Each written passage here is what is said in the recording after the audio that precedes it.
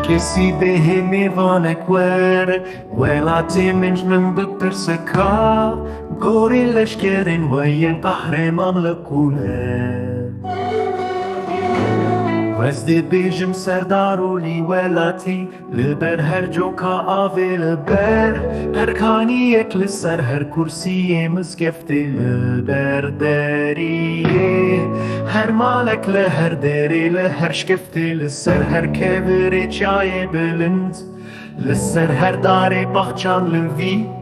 welatî li ser her bihostekê erdê li bin her gezekê asîmanê Metirse de aramî serê xwedeyne û tacê xwe yê gulandeyne şehîdên me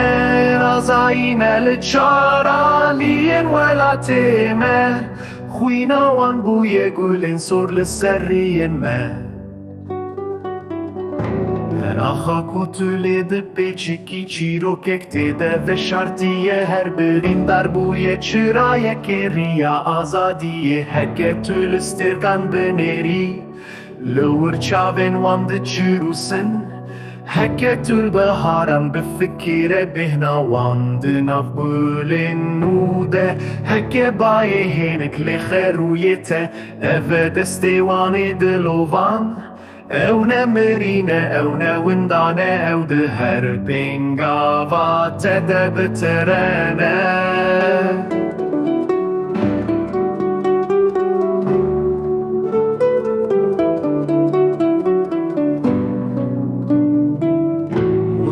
Ez dê bêjim Serdaro hemû welatê me Gorîstanê lê her kevrekê Gorê jî nîşana serbilindiyê ye tacê gulan û azadiyê ser serê wan re